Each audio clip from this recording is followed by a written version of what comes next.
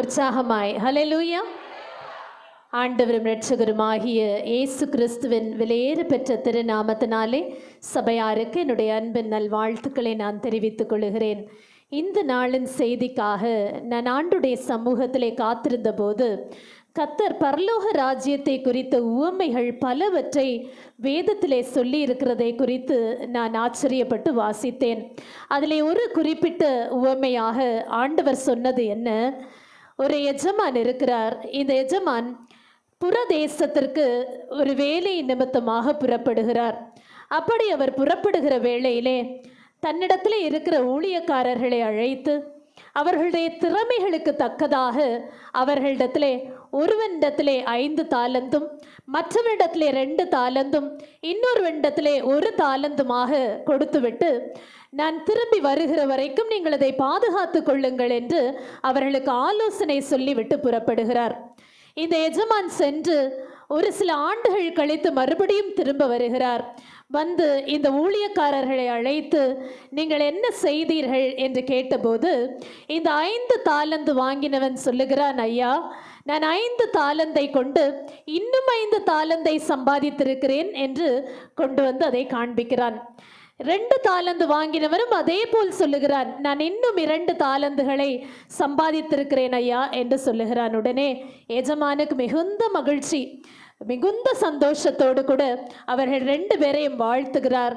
3ஆவதாக வந்தவனை அவன் சொல்லுகிறான், எனக்கு நீர் 1 தாலந்து தந்தீர், நீர் கொடியவர் என்பதை நான் அறிவேன். இதை நான் தொலைத்து விட்டால் நீர் என்னை கேட்கிற கேள்வியை என்னால் பொறுத்து கொள்ள முடியாதாகவே இதை நான் பத்திரமாக புதைத்து வைத்துவிட்டு நீர் வருகிற வரைக்கும் இதை காத்து கொண்டு இதோ கொண்டு வந்து தந்திருக்கிறேன் என்று சொல்லி அந்த 1 தாலந்தை எடுத்து கொண்டு வந்தான். உடனே கோபம் அடைந்த எஜமான் சொன்னார் வேலைக்காரர்களை பார்த்து, இவனை அக்கினி இருக்கிற புறம்பான அக்கினியிலே தூக்கி போடுங்கள், இவன் வாழ தகுதியற்றவன் என்று சொல்லி அவனுடைய அந்த 1 தாலந்தையும் எடுத்து இந்த 10 தாலந்து வைத்திருந்தானே முதல் ஊழியன் அவனிடத்திலே கொடுக்கிறார். கொடுத்துவிட்டு முதல் 2 ஊழியக்காரர்களையும் வாழ்த்தி சொன்ன வார்த்தைகளை தான் இன்னைக்கு ஆண்டவர் திருச்சபைக்கு வாழ்த்துதலாக கூறுகிறார். ஹல்லேலூயா. நாம் எல்லாரும் உண்மையுள்ள ஊழியக்காரர்கள். எத்தனை பேர் இதை விசுவாசிக்கிறீங்க? கரங்களை உயர்த்தி ஒரு அல்லேலூயா சொல்லுங்க. அவரவர் திறமைக்கு தக்கதாக என் ஆண்டவர் தாலந்துகளை நம் ஒவ்வொருவருக்கும் தந்திருக்கிறார். ஹல்லேலூயா, ஹல்லேலூயா. அவரவர் திறமைகளுக்கு தக்கதாக தந்திருக்கிற போது என் ஆண்டவர் மறுபடியும் வந்து நம்மை அழைக்கிற போது நம்மை பார்த்து என்ன சொல்லி அழைப்பார், நம்மை என்ன என்று கூப்பிடுவார் என்பதே இன்றைக்கு ஆண்டவர் நம்மோடு கூட பேச விரும்புகிற வார்த்தை. நாம் வாசிக்க கேட்போமா? மத்தேயு சுவிசேஷம் 25ஆம் அதிகாரம் 21ஆம் வசனம்.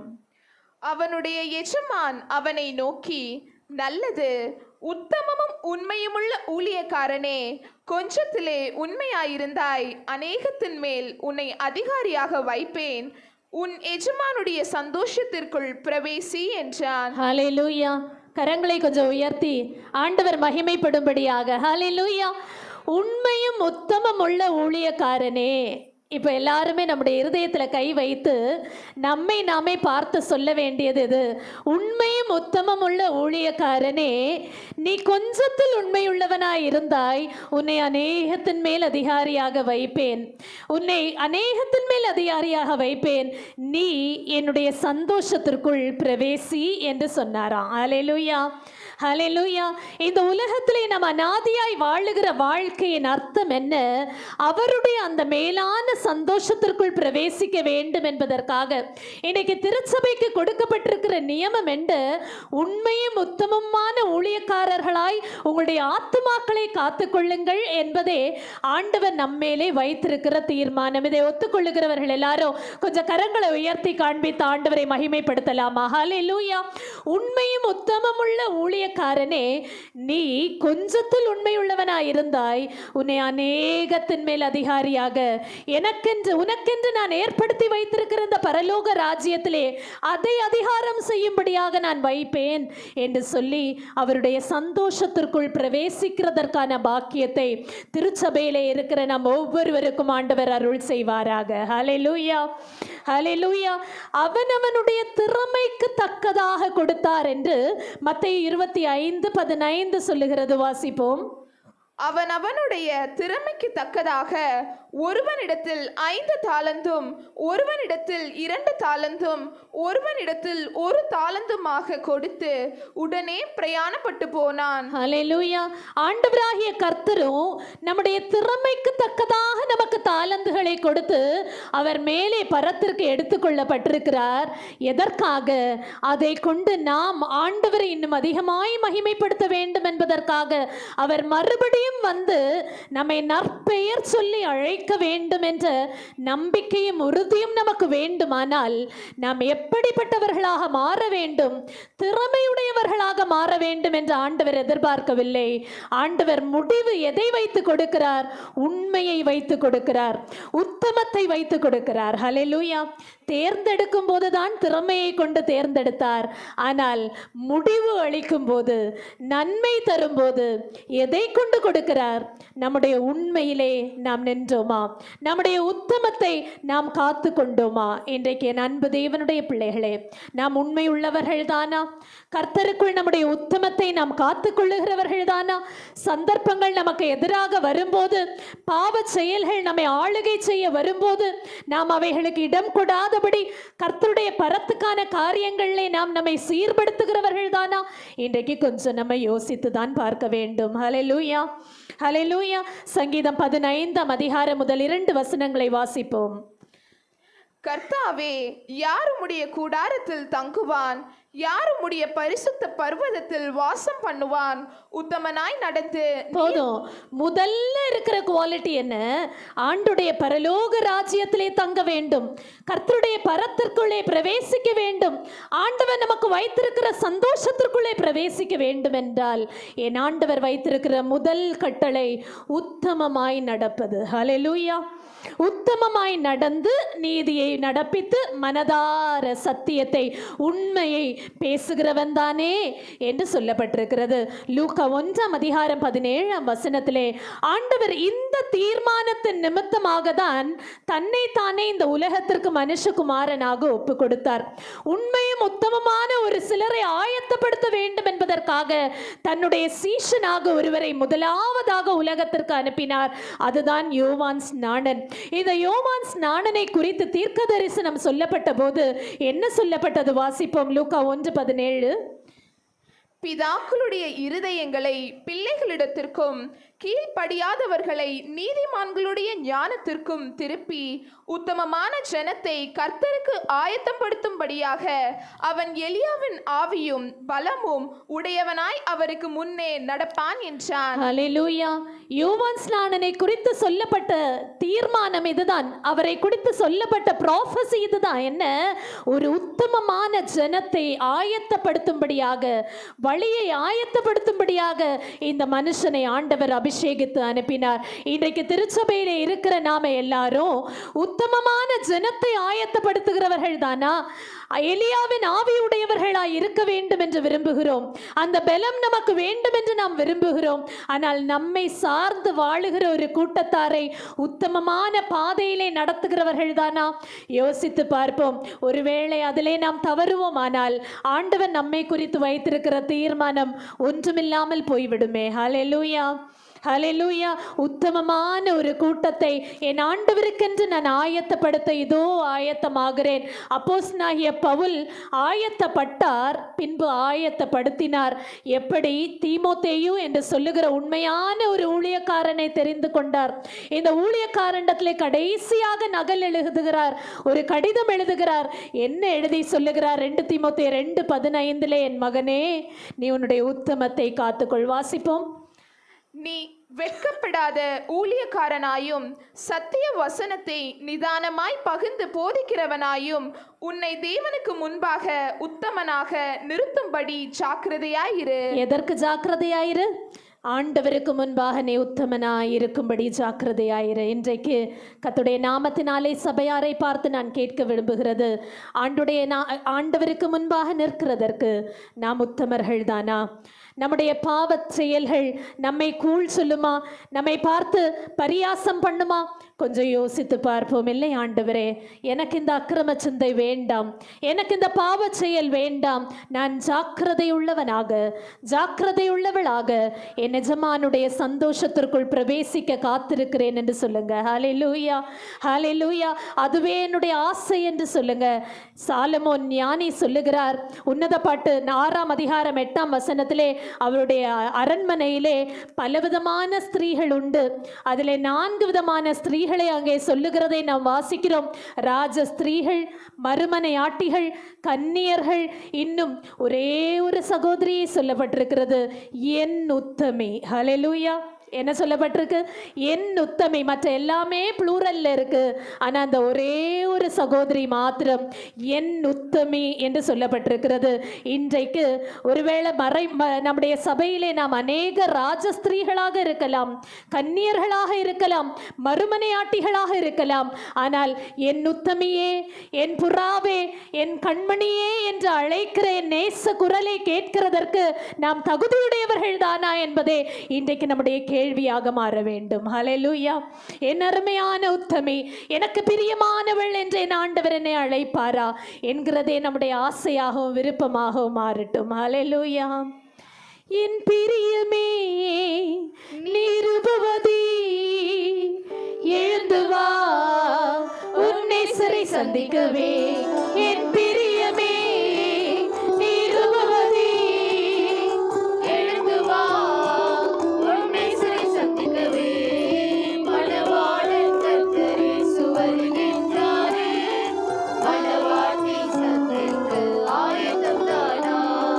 மணவாளன் கர்த்தர் இயேசு வருகின்றாரே, மணவாட்டி சந்திக்க ஆயத்தம் தானா? வாசிப்போமா உன்னத பாட்டு 6ஆம் அதிகாரம் 8ஆம் வசனம். ராஜஸ்திரீகள் 60 பேரும் மறுமனையாட்டிகள் 80 பேரும் உண்டு, கன்னியருக்கு தொகை இல்லை. வாசிப்போம். என் புறாவோ என் உத்தமியோ ஒருத்தியே. ஆமென், ஹல்லேலூயா. என் புறாவோ என் உத்தமியோ ஒரே ஒருத்தி மாத்திரம்தான். ஹல்லேலூயா. அநேகர் உண்டு திருச்சபையிலே, ஆனால் என் ஆண்டுடைய கண்களிலே படக்கூடிய ஒரு புறா உண்டு, அது நான் தானா என்கிற ஆசையும் ஆவலும் நம் ஒவ்வொருவருக்கும் இருக்கட்டும். ஹல்லேலூயா, ஹல்லேலூயா. என் உத்தமியே என்ற ஆண்டவர் அழைக்கட்டும். இந்த சாலமோனுடைய ராஜ்ய பாரத்திலே இத்தனை மனைவிகளும் மறுமனை மாட்டிகளும் இருந்தபோது அவர்களுக்கு ஏராளமான உணவு இருந்தது என்று நாம் வேதத்திலே வாசிக்க முடியும். நாள் ஒன்றுக்கு எவ்வளவோ உணவு பொருட்கள் இவருடைய அரண்மனையிலே இருக்குமா? ஏன்னா இவருக்கு மனைவி மாறும் மறுமனை மாட்டிகளும் மாத்திரம் 1000 பேர் இருந்தாங்க. அதை தவிர வேலைக்காரர்கள் இருந்தாங்க. இப்படி இத்தனை பேருக்கும் தேவையான உணவு ஏராளமாக அரண்மனையிலே இருந்தது. எல்லாருக்கும் காலையிலே மத்தியானமும் ராத்திரியும் நல்ல கொழுப்பான பதார்த்தங்கள் இருந்தது. ஆனால் அவர்கள் எல்லாருக்கும் என் ஒருத்தி என்று சொல்லக்கூடிய ஒரு பாக்கியம் கிடைக்கவில்லை. ஹல்லேலூயா. அவங்களுக்கு எல்லாமே பிளென்டியாக இருந்தது, எந்த குறையுமே இல்லை.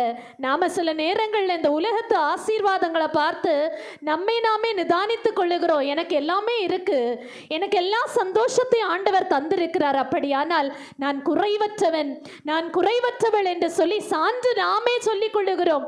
இல்லை அன்பு தேவனுடைய பிள்ளைகளே, எல்லாம் இருந்தாலும் என் ஆண்டவர் என்னை பார்த்து என் புறாவே, என் கண்மணியே, என் மணவாட்டியே என்று அழைக்கக்கூடிய அந்த ஒருத்தியாக நான் இருக்கிறேனா என்பதுதான் இன்றைக்கு கேள்வி. ஹல்லேலூயா. சொல்ல மாட்டேங்கிறீங்க. ஹல்லேலூயா. என்ற இருதயத்திலே நான் குற்றமுள்ள உணர்வோடு கூட ஆண்டவரை நான் சந்திக்க விருப்பப்படவில்லை. ஹல்லேலூயா. என்னுடைய பாவ செயல்கள் முற்றிலுமாய் அருந்து எனக்கு ஆண்டவருக்கென்று நான் என்னை ஒப்பு கொடுக்கிறேன் என்று சொல்லுவோம். யோபுவை ஆண்டவர் உத்தமனாக கண்டார், சன்மார்க்கனாக கண்டார். எத்தனையோ போராட்டங்கள் வந்தபோதும் தன்னுடைய உத்தமத்திலே நின்றார். ஹல்லேலூயா. சொந்த சரீரமாகிய மனைவி வந்து சொல்லுகிறாள், இன்னும் உன்னுடைய உத்தமத்திலே நீ நிற்பீரோ? ஹல்லேலூயா. இன்னும் உன்னுடைய உத்தமத்திலே நிற்பீரோ? என்ன சொன்னாலும் என்ன செய்தாலும் என் ஆண்டவரின் அன்பை விட்டு என்னை பிரிக்கவே முடியாது என்ற ஒரு மேலான தீர்மானத்திலே இருந்து ஒரு புறாவாக இந்த யோபு ஆண்டுடைய கண்களுக்கு முன்பாக தென்பட்டார். ஹல்லேலூயா. இன்னைக்கு நீங்களும் நானும் இருக்க முடியுமா? அப்படி இருக்க முடியுமா? அப்படி ஆண்டவரே, என்னை உண்மையுள்ள ஊழியக்காரனாக, உத்தமமான ஊழியக்காரனாக நீர் காண வேண்டும் என்று சொல்லுவோம். 2 நாளாகும் 19ஆம் அதிகாரம் 11ஆம் வசனத்தை வாசிப்போம். பிற்பகுதியை வாசிப்போம். நீங்கள் நீங்கள் திடமனதாயிருந்து காரியங்களை நடத்துங்கள், உத்தமனுக்கு கர்த்தர் துணை என்றான். ஆமென். ஹல்லேலூயா. காரியங்களை நடத்துங்கள். என்ன காரியம் நடக்க வேண்டியது இருக்கிறது? என்ன காரியங்களிலே நீங்கள் சோர்ந்து போய் நிற்கிறீர்கள்? எதிலே எனக்கு next what to do next என்று தெரியவில்லை, அடுத்தது நான் செய்வது சரியானது தானா என்று ஒரு கேள்வியோடு கூட நான் இன்றைக்கு நின்று கொண்டிருக்கிறேன் என்று சொல்லுகிற அன்பு தேவனுடைய பிள்ளைகளே, நீங்கள் உத்தமர்களாய் இருந்தால் காரியங்களை நடத்துங்கள், உங்களுக்கு கர்த்தர் துணை. ஹல்லேலூயா, ஹல்லேலூயா. அப்போ இன்னைக்கு நம்ம நிதானிச்சு பார்க்கணும்ல, என்னுடைய காரியங்களை நடத்துகிறதற்கு நான் உத்தமன் தானா? அப்படியானா நான் உத்தமன் என்பதை அடையாளப்படுத்துகிற சில வார்த்தைகளை வேதத்திலிருந்து நான் உங்களுக்கு அடிகோடிட்டு காட்ட விரும்புகிறேன். முதலாவதாக, உத்தமர் என்பது யார் என்பதை நாம் வேதத்திலே வாசித்தோம். ஆனால் இந்த உத்தமர்களுக்கு தான் ஆண்டோடைய சந்தோஷம் காத்திருக்கு. அதுதான் நமக்கு கிடைக்க போகிற முடிவான பலன். அந்த ஆண்டோடைய சந்தோஷத்தை அடைகிறதற்கு நான் உத்தமன் தானா என்பதுதான் இன்றைக்கு நம்முடைய கேள்வி. சங்கீதம் 19ஆம் அதிகாரம் 13ஆம் வசனத்தை வாசிப்போம். துணிகரமான பாவங்களுக்கு உமது அடியேனை விலக்கி காரும், அவைகள் என்னை ஆண்டு கொள்ள ஒட்டாதிரும். அப்பொழுது நான் உத்தமனாகி பெரும் பாதகத்துக்கு நீங்களாயிருப்பேன். ஹல்லேலூயா. என்ன செய்தா நான் உத்தமனாய் இருப்பேன்? துணிகரமான பாவங்களுக்கு நான் என்னை விட்டு கொடுக்காமல் இருந்தால் நான் என்ன செய்வேன்? உத்தமனாக இருப்பேன். இன்னைக்கு நிறைய இடங்கள்ல துணிகரமான பாவங்கள். யார் நம்மை கேள்வி கேட்பது? நான் தான் இந்த இடத்திலே பெரியவன், நான் வைக்கிறது தான் சட்டம் என்று சொல்லி ஆண்டவர் என்று ஒருவர் இருக்கிறார் என்பதை மறந்து துணிகரமான இருதயத்தோடு கூட பாவம் செய்கிறவர்கள் அநேகர். இன்றைக்கு நாமும் இன்றைக்கு ஏதாவது துணிகரமான பாவங்களை ஈடுபட்டிருக்கிறோமா என்பதை கொஞ்சம் நம்ம யோசித்து பார்ப்போம். பயமே இல்லை. பாவங்கள் அதிகரிக்கும் போது பயம் போயிடுது. பயம் இல்லாம பாவத்தை மிகுதியாக செய்ய துணிகிறோம். அப்படிப்பட்ட துணிகரமான இருதயம் இருக்குமானால் என் ஆண்டவரிடத்திலே சொல்லுவோம், ஆண்டவரே, என்னை உத்தமனாய் காண்கிறதற்கு என்னுடைய இந்த துணிகர இருதயம் எனக்கு வேண்டாம். ஹல்லேலூயா. முதலாவதாக நாம் உத்தமர்களாய் இருக்க வேண்டுமானால் துணிகரம் இல்லாத இருதயம் நமக்கு தேவை. என்ன தேவை சொல்லுங்க? துணிகரம் இல்லாத இருதயம் நமக்கு தேவை. துணிவாக எல்லாவற்றையும் நான் செய்து விடுவேன் என்று தப்பையும் சேர்ந்து துணிவோடு செய்கிறோம், தப்பையும் சேர்ந்து துணிவோடு கூட செய்து விடுகிறோம். வேதத்தில் சில சம்பவங்களை நாம் வாசிக்க முடியும். 1 சாமுவேல் 13ஆம் அதிகாரத்திலே சவுல் துணிகரமாக ஒரு காரியத்தை செய்கிறார். என்ன காரியத்தை செய்தார்? இந்த சவுலை ஆண்டவர் தீர்மானத்தோடு கூட ராஜாவாக்கினார். சாமுவேல் தீர்க்கதரிசி முதலாவது அபிஷேகம் பண்ணின ராஜா இவர்தான். இவர் மேலே ஆண்டவருக்கு நல்ல ஒரு அபிஷேகம் இருந்தது. ஆனா ஆண்டவருடைய தூபம் காட்டுதலுக்கு இவர் ஆள் அல்ல. இவர் போய் ஆண்டவருடைய தூபத்தை காட்டினார். பலியிடுகிற இடத்திலே இவர் செல்லக்கூடாது. ஆனால் இவரோ தீர்க்கதரிசி வருகிறதற்கு காத்திருக்காதபடிக்கு தானே துணிகரமாக போய் செய்தார். ஹல்லேலூயா, சொல்லுங்களேன். ஹல்லேலூயா. அப்போ சாமுவேல் கேட்கிறார், ஏனப்பா இதை நீ செய்தீர்? எப்படி இதை நீ செய்தீர் என்று கேட்டபோது அவர் சொன்னார், நீர் வருகிறதற்காக நான் காத்திருந்தேன். நீர் வருகிறது தாமதித்த உடனேயே நானே அதை துணிந்து செய்தேன். ஹல்லேலூயா. நானே அதை துணிந்து செய்தேன். உனக்கற்றதை நீ ஏன் செய்தாய்? இது நிமித்தமாய் உன்னுடைய ராஜ்யபாரம் உன்னை விட்டு நீங்கிற்று என்று சொன்னார். ஹல்லேலூயா. எவ்வளோ பெரிய தண்டனை! நான் சின்னதாக தானே ஒரு தப்பு செஞ்சுட்டேன், எனக்கு இவ்வளோ பெரிய தண்டனையா? இன்னைக்கு நாம் கேட்குறோம்ல, நான் சின்னதாக தானே ஒரு தவறு செய்துட்டேன், ஏன் எனக்கு இவ்வளோ பெரிய கஷ்டம், எனக்கு ஏன் இவ்வளோ பெரிய பாரம், ஏன் ஆண்டவரே என்று கேள்வி கேட்கிறேன். அன்பு தேவனுடைய பிள்ளைகளே, சிறியதோ பெரியதோ கர்த்தருடைய பார்வைக்கு துணிகரமான செயல்களை நாம் செய்ய துணிவோமானால் ராஜ்ய பாரம் நீங்குகிற சூழ்நிலை உண்டாகும். ஹல்லேலூயா, சொல்லுங்களேன். ஹல்லேலூயா. இதுதான் என்னுடைய த்ரோன், இதுதான் என்னுடைய கான்ஃபிடன்ஸ், என்னுடைய ட்ரஸ்ட்ன்னு நம்ம எதை நினச்சிட்டு இருக்கோமோ அதையே நம்ம விட்டு பிடுங்கிடுவார். ஹல்லேலூயா. எனக்கு அது வேண்டாம்ப்பா. ஹல்லேலூயா. வாசிப்போம். 1 சாமுவேல் 13ஆம் அதிகாரம் 12ஆம் வசனம்.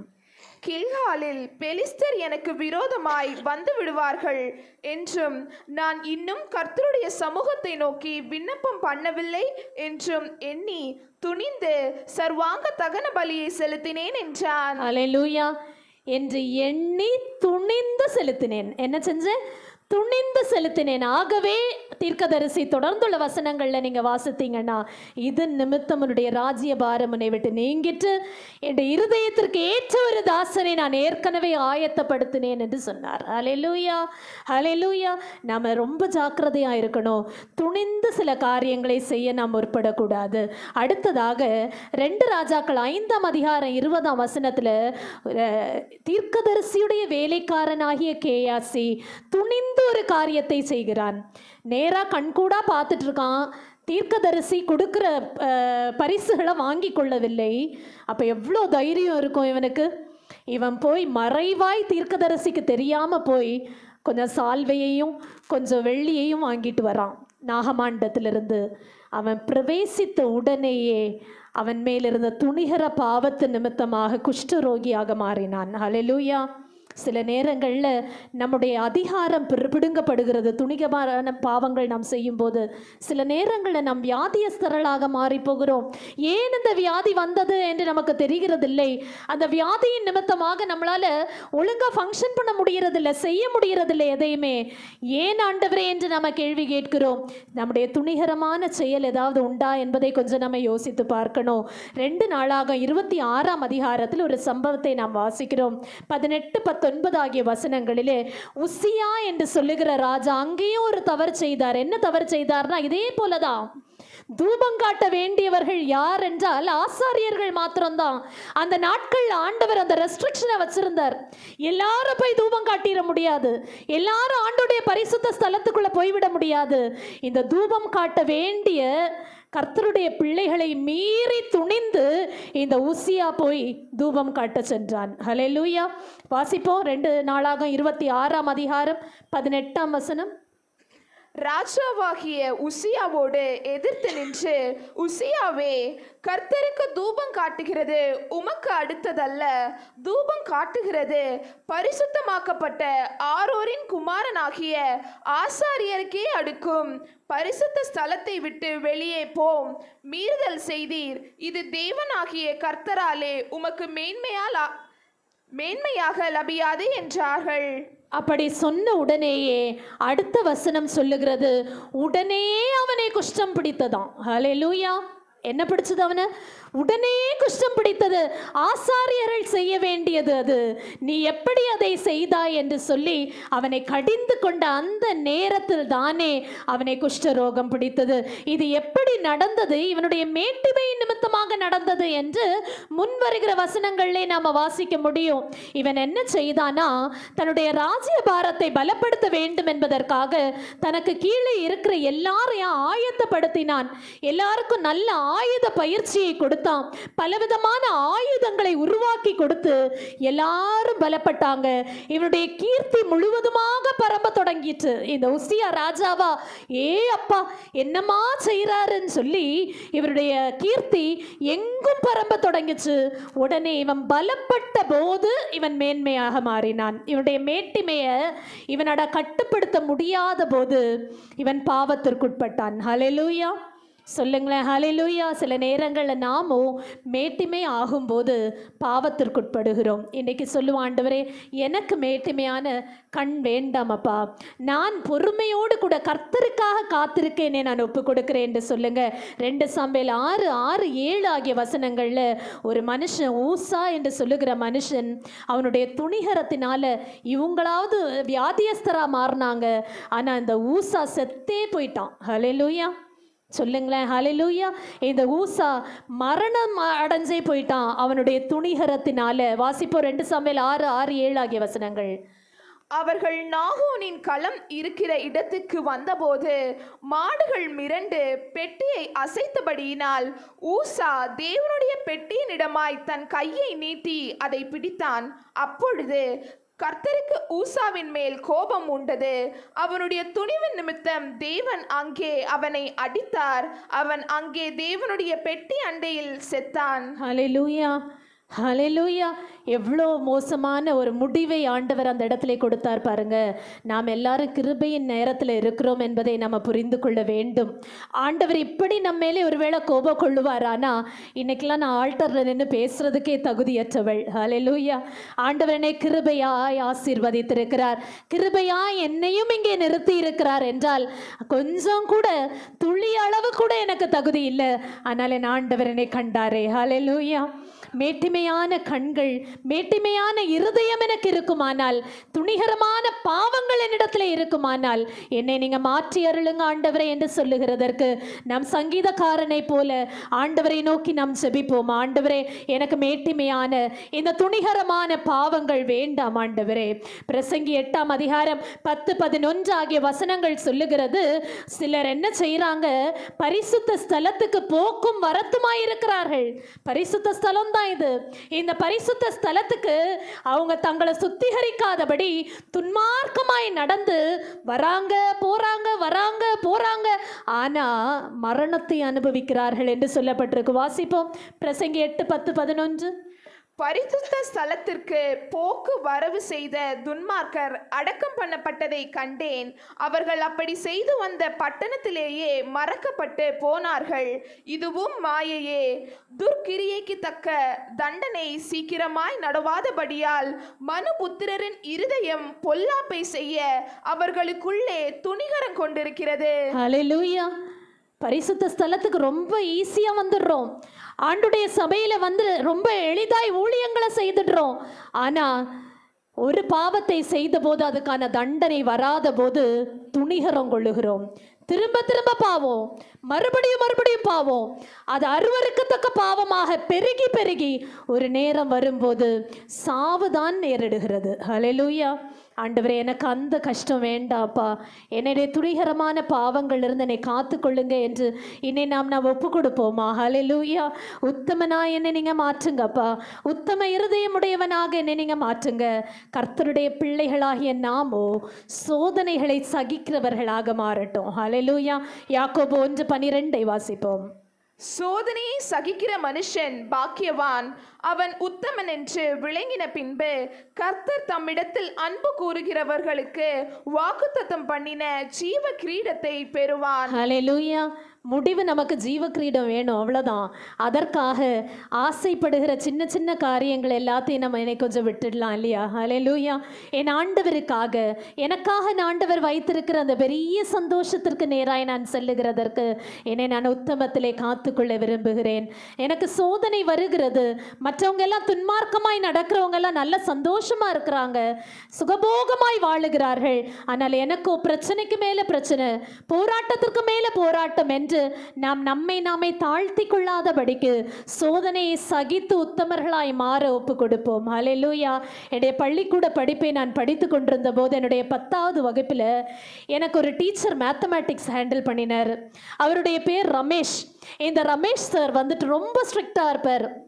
என்னுடைய பேப்பர் இவாலுவேட் பண்ணும்போது குவார்ட்டர்லி எக்ஸாமாக இருக்கட்டும், இல்லை ஹாஃப் இயர்லி எக்ஸாமாக இருக்கட்டும், அவர் கரெக்ஷன் பண்ணிவிட்டு காரணமே இல்லாமல் ஒரு மார்க் கண்டிப்பாக குறைவாக தான் போடுவார். அது சென்டம் பேப்பராக இருக்கும், ஆனால் அதில் கட்டாயம் குறைவாக தான் போடுவார். 99 தான் போடுவார் எப்போவுமே. ஒரு நாளும் 100 போட்டதில்லை, 99 போட்டுட்டு அதே கிளாஸில் ஃபெயில் மார்க்ஸ் வாங்கியிருப்பாங்க, 0 வாங்கியிருப்பாங்க, கம்மியான மார்க்ஸ் எல்லாம் வாங்கியிருப்பாங்க. ஆனால் அடி எனக்கு மட்டும்தான் விழும். ஹல்லேலூயா. எனக்கு மட்டும்தான் அடி விழும். பயங்கரமாக அடிப்பார், கையெல்லாம் செவந்து போகிற அளவுக்கு அடிப்பார். ஏண்டா இந்த மனுஷன் இப்படி அடிக்கிறார் என்று தோன்றும். அதில் தப்பே இருக்காது. ஆனால் சோதனையை சகிக்கிறதற்கு யாருக்கு தான் ஆண்டவர் கிருபை அளிக்கிறார் சொல்லுங்களேன்? யாருக்கு தான் கிருபை அளிக்கிறார்? திறமை தக்கதாக, திறமைக்கு ஏற்றதாக இருக்கிறவங்களுக்கு தான் அவர் கிருபை அளிக்கிறார். அந்த சோதனைகளை தாங்கின பிறகுதான் இன்றைக்கு பொன்னாக விளங்கும்படியாய் ஆண்டவர் என்னை நிறுத்தி இருக்கிறார். கரங்களை உயர்த்தி ஒரு அல்லேலூயா சொல்லுங்க. எல்லா இடத்துலையும் wherever I go I can be efficient. எந்த இடத்துல போனாலும் என் ஆண்டவர் என்னை அந்த இடத்துல சிறப்பாய் தான் வைத்திருக்கிறார். இன்னைக்கு உங்களுடைய வாழ்க்கையிலே சோதனை மேல சோதனை வந்து சோர்ந்து போய் உட்கார்ந்து கொண்டிருக்கிற நிலையாக இருக்க இருக்கலாம், ஏன் என்று கேள்வி கேட்டு கொண்டிருக்கிற நிலையாக இருக்கலாம். நான் நன்றாய்தானே என்னுடைய வாழ்க்கையை நடத்தி கொண்டிருந்தேன், நன்றாய்தானே நான் இருந்தேன், என்னுடைய திறமைக்கு ஏற்றவாறு தானே என்னுடைய காரியங்களை நான் செய்து கொண்டிருக்கிறேன் என்று கேட்கலாம். சோதனையை சகித்த பிறகு பொன்னாக விளங்கும்படியாக தான் இந்த சோதனை என்பதை நீங்கள் மறந்து போகாதிருங்கள். ஹல்லேலூயா. சோதனை மேலே சோதனை வந்து சூழ்ந்து போனாயோ, விடுதலை பெறுவேன் வழி தெரியாமல் துவண்டு போனாயோ, நம் இயேசுவின் கரங்களை அதனை இனி செய்து முடித்திடுமே, நம் இயேசுவின் கரங்களை அதனை இனி செய்து முடித்திடுமே,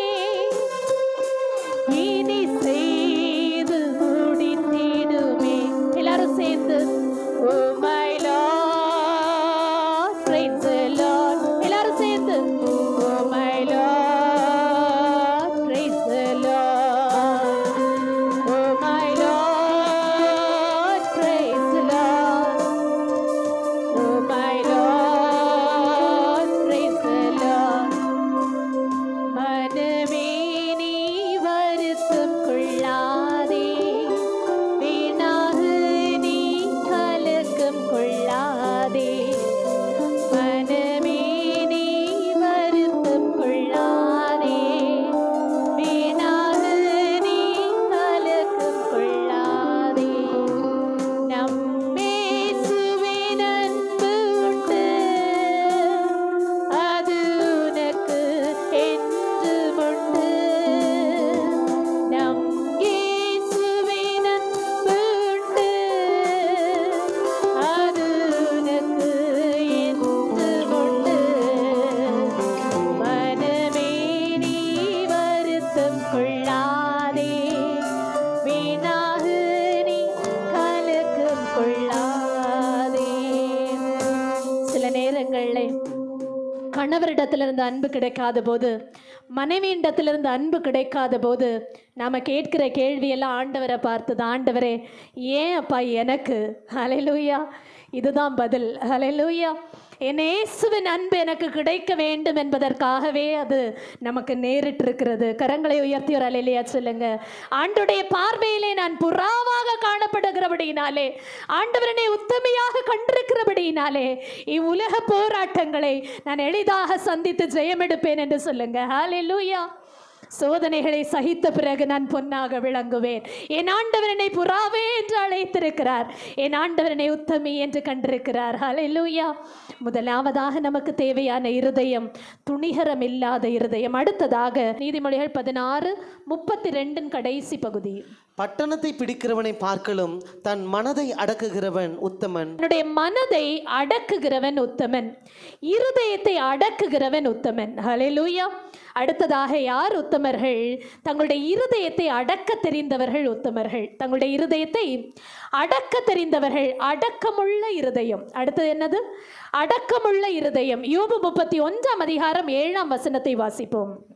என் நடைகள் வழியை விட்டு விலகினதும் என் இருதயம் என் கண்களை பின்தொடர்ந்ததும் ஏதாகிலும் ஒரு மாசு என் கைகளில் ஒட்டி கொண்டதும் உண்டானால் அப்பொழுது நான் விதைத்ததை வேறொருவன் புசிப்பானாக, என் பயிர்கள் வேறற்று போக கடவது.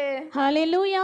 எப்பொழுது இருதயம் அடக்கமற்றதாக மாறுகிறது, அதற்கான விளக்கம் தான் இந்த வசனம் தருகிறது. என்னுடைய நடைகள், என்னுடைய இருதயம், என் கண்கள் தொடர்ந்து போகுமானால், இருதயத்திலே சிந்திக்கிற சில காரியங்கள் கண்களை கொண்டு சிந்திக்குமானால், அதாவது கண்கள் சில காரியங்களை பார்க்கிறது, அது இச்சிக்கக்கூடிய காரியங்களாக இருக்கிறது. ஆனால் இச்சிப்பு என்பது எங்கிருந்து தோன்றும் என்றால் இருதயத்திலிருந்து தோன்றும். இருதயம் கண்களுக்கு ஏற்றபடி இசையுமானால் அது பாவமாக மாறுகிறது. ஹல்லேலூயா. நிறைய இச்சிக்கக்கூடிய காரியங்களை நம்ம பார்க்குறோம். ஏவாள் தவறு செய்தது எதனால? பார்க்கிற கனி இச்சிக்கக்கூடியதாக இருந்ததுனால, பார்த்த கனியை இருதயத்தில் இச்சித்ததுனால தான். பார்த்துவிட்டு இதுவும் வேறொரு கனியை போலதான் என்று அவள் அப்படியே விட்டு இருந்தாள். ஆனா அன்னைக்கு அந்த பாவம் நடந்திருக்காது. ஹல்லேலூயா. எத்தனையோ கனிகள் அந்த தோட்டத்தில் அவங்க பார்த்தாச்சு. ஆனா இந்த குறிப்பிட்ட கனி இச்சிக்கப்படத்தக்கதாக இருந்தது அவளுக்கு. ஹல்லேலூயா. இன்னைக்கு நம்முடைய வாழ்க்கையில நம்முடைய கண்கள் காண்கிற பலவற்றை நாம் இச்சிக்கிறவர்களாக மாறுகிறோமா? அப்படி நாம் இச்சிக்கிறவர்களாக மாறுகிறோம், ஆனால் நம்முடைய இருதயத்திலே அடக்கம் இல்லாது போகிறது. ஹல்லேலூயா. சொல்லுங்களேன், ஹல்லேலூயா. அடக்கமற்ற இருதயம் நம்மிடத்துல இருக்குமானால் நாம் உத்தமர்களாய் இருக்க முடியாது. எரேமியா 2:23 சொல்லுகிறது, நான் என்ன தப்பு செஞ்சுட்டேன்னு நம்ம சொல்றோமா? வாசிப்போம். நான் தீட்டுப்படவில்லை, நான் பாகால்களை பின்பற்றவில்லை என்று நீ எப்படி சொல்லுகிறாய்? பள்ளத்தாக்கிலே நீ நடக்கிற மார்க்கத்தை பார், நீ செய்ததை உணர்ந்து கொள். தாறுமாறாய் ஓடுகிற வேகமான பெண் ஒட்டகம் நீ. ஹல்லேலூயா. நம்முடைய ஓட்டம் தாறுமாறானதாக இருக்கிறது. ஏன் அந்த ஓட்டம்? ஏன் அடக்கமுள்ள இருதயம் நமக்கு இல்லை? ஆண்டவர், என் இருதயத்தை நான் அடக்கிறேன் அப்பா. வேதத்திலே நாம் ஒரு சம்பவத்தை வாசிக்கிறோம். பரிசுத்த வாழ்க்கை வாழ்ந்த ஏலி தன்னுடைய பிள்ளைகளை காக்க மறந்து போனார். தன்னுடைய பிள்ளைகளை கர்த்தருடைய அன்புக்குள்ளே நடத்த தவறி போனதினாலே ஓப்னி பினேகாஸ் 2 பேரும் செத்தார்கள் என்று வாசிக்கிறோம். ஹல்லேலூயா. அவருடைய சந்ததி விருத்தி அடைய முடியாதபடி ஆயிற்று. காரணம் என்ன? தங்களுடைய இருதயத்தை அடக்க தெரியாத மாயக்காரர்களாக மாறினார்கள். இன்னைக்கு நாம் எல்லாரும் இருதயத்தை அடக்கிற உத்தமர்கள் தானா? இன்னைக்கு யோசித்து பார்ப்போம். சில காரியங்கள் நம்முடைய கண்கள் இச்சித்தாலே இருதயத்தை நம்ம காத்து கொள்ளுகிறோமா? என்னுடைய இருதயம் இச்சிக்காது என்று நாம் சொல்ல முடியுமா? இன்னைக்கு ஆண்டவரே, நான் சொல்லுகிறேன் அப்பா, எனக்கு அந்த இச்சிக்கிற காரியம் வேண்டாம் என்று ஒப்பு கொடுப்போம். ரோமர் 13:14 வாசிப்போம். துர் இச்சைகளுக்கு இடமாக உடலை பேணாமல் இருந்து கர்த்தராகிய இயேசு கிறிஸ்துவை தரித்துக் கொள்ளுங்கள். ஹல்லேலூயா. ஏசப்பாவை தரித்துக் கொள்ளுகிறவர்களாக மாறுவோம். ஆமென். ஹல்லேலூயா. ஏசப்பாவை தரித்துக் கொள்ளுகிறவர்களாக மாறுவோம். அதுக்கு நம்முடைய மனதின் அறையை கட்டிக்கொள்ள வேண்டும் என்று 1 பேதுரு 1:13 சொல்லுகிறது. மனதின் அறையை கட்டி கொண்டிருங்கள். அடுத்ததாக 2வதாக அடக்கமுள்ள இருதயம் தேவை. கடைசியாக மத்தேயு 5:37 என்ன சொல்லுகிறது? வாசிப்போம். உள்ளதை உள்ளதென்றும் இல்லதை இல்லதென்றும் சொல்லுங்கள், இதற்கு மிஞ்சினது தீமையினால் உண்டாயிருக்கும். உள்ளதை உள்ளதென்று சொல்லுகிற இருதயம் நமக்கு தேவை. பொய் பேசாத இருதயம் நமக்கு தேவை. அதுதான் உத்தமன் என்று அடையாளம் காட்டுகிறது. பொய் பேசாத இருதயம் நமக்கு இருக்கா? நிறைய நேரங்கள்ல அந்த இடத்திலிருந்து நாம் தப்பித்துக் கொள்ளுகிறதற்கு பொய் பேசுகிறோம். யோசுவா 14:7-8 ஆகிய வசனங்கள்ல நாம் வாசிக்க முடியும். அங்கே பரிசுத்தவானாகிய யோசுவா தன்னுடைய சக்சஸ் குறித்து சொல்றார். நான் எப்படி சக்சஸ்ஃபுல்லா வந்தேன், நான் எப்படி விக்டோரியஸா இன்னைக்கு இருக்கிறேன் அப்படின்னு சொல்றார். வாசிப்போம். தேசத்தை வேவு பார்க்க கர்த்தரின் தாசனாகிய மோசே என்னை காதேஸ் பர்னேயாவிலிருந்து அனுப்புகிற போது எனக்கு 40 வயதாயிருந்தது. என் இருதயத்தில் உள்ளபடியே அவருக்கு மறுசெய்தி கொண்டு வந்தேன். ஹல்லேலூயா. ஏன் நான் இன்னைக்கு சக்சஸ்ஃபுல்லா இருக்கேன்னா காரணம் என்னுடைய இருதயத்தில் என்ன இருந்துச்சோ அதையே நான் செய்தியா சொன்னேன். எதையும் எக்ஸ்ட்ராவும் சொல்லலை, எதையும் குறைவாகவும் சொல்லலை. ஹல்லேலூயா. ஆனால் என் கூட சில சகோதரர்கள் வந்தாங்க. அவங்க எல்லாரும் மற்றவருடைய இருதயம் கரையக்கூடிய காரியங்களை சொன்னாங்க, மிகப்படுத்தி சொன்னாங்க, அதிகப்படுத்தி சொன்னாங்க. ஆனால் நானோ என்னுடைய இருதயத்தில் என்ன இருந்துச்சோ அதை அப்படியே மறு செய்தியாக சொன்னேன். ஹல்லேலூயா. சொல்லுங்களேன், hallelujah. Sometimes there may not be recognition in places where we are working. நம்ம இருக்கிற இடத்துல சில நேரங்களில் நம்ம ரெக்கக்னைஸ் பண்ண மாட்டாங்க, நம்முடைய காரியங்களை அங்கீகரிக்க மாட்டாங்க. அந்த இடங்களில் கூட இருதயத்தில் என்ன இருக்கோ அதை சொல்லுவோம். ஹல்லேலூயா. உண்மையை பேசுவோம். உள்ளதை உள்ளதென்று சொல்லுகிறவர்கள் உத்தமர்கள் என்று வேதம் சொல்லுகிறது. ஹல்லேலூயா. எதையுமே அதிகப்படுத்தி சொல்ல வேண்டாம். ஆமென். ஹல்லேலூயா. எதையுமே பெரிதாய் நாம் சொல்லிவிட வேண்டாம், பெரிதாய் நம்மை காண்பித்துக் கொள்ள வேண்டாம் என்று ஆண்டுடைய நாமத்தினாலே ஆலோசனை சொல்லுகிறேன். யோபு 33:3 யோபுவும் அப்படிதான் சொல்லுகிறார். வாசிப்போம். என் வார்த்தைகள் என் இருதயத்தின் உண்மைக்கு ஒத்திருக்கும். நான் அறிந்ததை என் உதடுகள் சுத்தமாய் வசனிக்கும். ஹல்லேலூயா. என் இருதயத்திலிருந்து வருகிற வார்த்தைகள் உண்மையானதாக இருக்கும், சுத்தமான வார்த்தைகளாக இருக்கும். தப்பான வார்த்தைகள் ஒன்றுமே என்னுடைய வாயிலிருந்து வராது என்று சொன்னார். வேதத்திலே அனனியா சப்பீராள் என்று சொல்லுகிற ஒரு தம்பதி பாவம் செய்தார்களே. என்ன, எதனால பாவம் செய்தாங்க?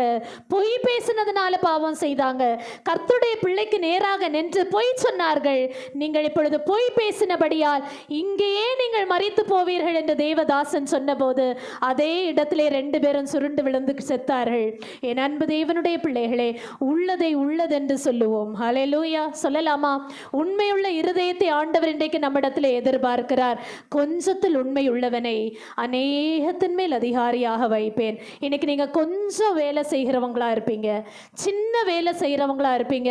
அதுல உண்மையுள்ள இருதயத்தோடு கூட நம்ம செய்கிறவர்களா இருக்கிறோமா?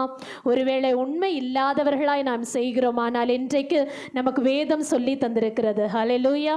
இந்த உண்மையின் நிமித்தமாக நமக்கு பெரிய அதிகாரம் தரப்போகிறார். ஹல்லேலூயா. சொல்லுங்களேன், யார் யாருக்கு வேணும்? ஆமேன்னு சொல்லுங்களேன். ஹல்லேலூயா. இன்னைக்கு நான் டெம்பரரி பொசிஷனில் இருக்கேன், ஆனால் பெர்மனன்ட் பொசிஷன் இருக்குது, பரலோக ராஜ்யத்தில் இருக்குது. ஹல்லேலூயா. வா மகனே, வா மகளே, என்னுடைய சந்தோஷத்திற்குள் பிரவேசி என்று சொல்லுகிற அந்த மேலான திட்டத்திற்கு நேராக என்னுடைய வாழ்க்கை இந்த உலகத்திலே நான் அடித்து கொடுத்து நான் நடத்த விரும்புகிறேன் என்று ஒப்புக்கொடுங்கள். கொஞ்சத்தில் உண்மை உள்ளவர்களாய் இந்த உலகத்தின் கடமைகளை செய்வதிலே கொஞ்சம் உண்மை இருக்கட்டும். அந்த உண்மையை என் ஆண்டவர் பெருகச் செய்வார். நம்மை பல காரியங்களிலே அதிகாரியாக நிச்சயமாக வைப்பார். மோசேக்கு அதுதான் நடந்தது. என் வீட்டில் எங்கும் உண்மையுள்ளவன் என்று மோசேயை குறித்து ஆண்டவர் சாட்சி சொன்னார். என்னாகும் 12:7 வாசிக்கிறோம், என் வீட்டில் எங்கும் உண்மையுள்ளவன். சாதாரண ஆடு மாடுகளை மாமனார் வீட்டில் தங்கி மேய்த்து கொண்டிருந்தார். ஆனால் அவருக்கு கொடுக்கப்பட்ட பொறுப்பு சாதாரண பொறுப்பாக கொடுக்கப்பட்டது. அத்தனை லட்சம் ஜனங்களை கட்டி காக்கிறதுக்கும் அவங்க அத்தனை பேரை விடுதலையாக்கி கொண்டு வருகிறதற்கும் ஒரு மேலான அதிகாரம் இவருக்கு கிடைத்ததானா? அது சாதாரணமான அதிகாரம் இல்லை. காரணம் என்ன?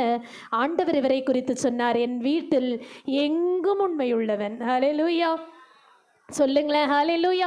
என் வீட்டில் எங்கும் உண்மையுள்ளவன். கொஞ்சத்தில் உண்மையாக இருப்போம், அநேகத்தின் மேல் அதிகாரியாக ஆண்டவர் வைக்க போகிறார். அதுதான் ஆசீர்வாதம், அதுதான் நன்மை.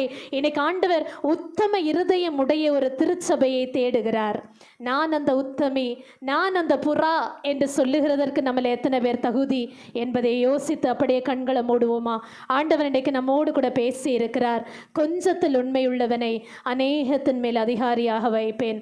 இதோ என்னுடைய சந்தோஷத்திற்குள் பிரவேசி என்று சொல்லுகிற நாட்கள் வருகின்றன. ஹல்லேலூயா, ஹல்லேலூயா, ஹல்லேலூயா, ஹல்லேலூயா. சொல்லுங்க, ஆண்டவரே, எனக்கு துணிகரமான இருதயம் வேண்டாம் அப்பா, அடக்கமற்ற இருதயம் வேண்டாம் ஆண்டவரே, உண்மையற்ற இருதயம் எனக்கு வேண்டாம்.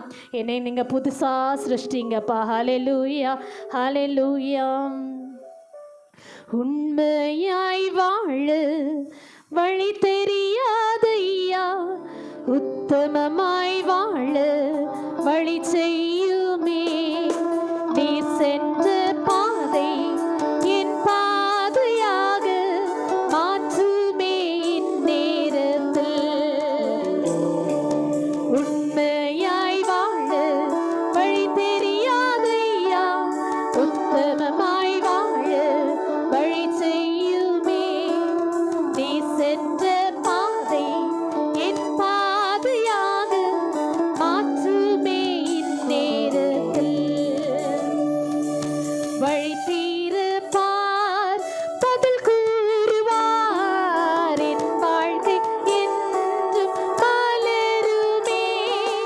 எல்லாமே வல்ல இயேசுவின் நிழலில் அங்கே நான் சென்று தங்கிடுவேன்.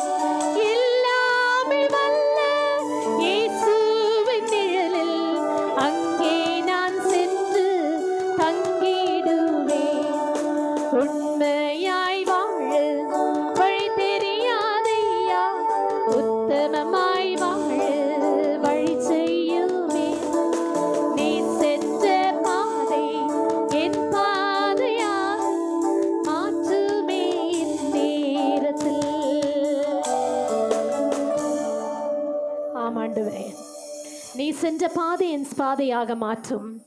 உம்முடைய பாதையின் அடிச்சுவடுகளிலே நானும் பின்தொடர, என் புறாவே, என் மணவாட்டியே என்று அழைக்கிற அந்த சத்தத்திற்காக ஆசையோடு கூட காத்திருக்கிறேன் ஆண்டவரே. இந்த உலகத்தின் ஆசாபாசங்கள் எல்லாவற்றையும் நான் தூக்கி எறிந்து விட்டு என் ஆண்டவரை மாத்திரம் சார்ந்து கொண்டு நிற்க என்னை நான் ஒப்பு கொடுக்கிறேன். என் உத்தமையே என்று அழைக்கிற அந்த குரலுக்காக என்னை நான் தாழ்த்தி ஒப்பு கொடுக்கிறேன். தாங்கி வழி நடத்தும் இயேசுவின் நாமத்தில் ஜெபிக்கிறோம் எங்கள் நல்ல பிதாவே. ஆமென். உங்களுக்கு என்ன ப்ரோக்ராம் பிடிச்சிச்சா? அப்பனா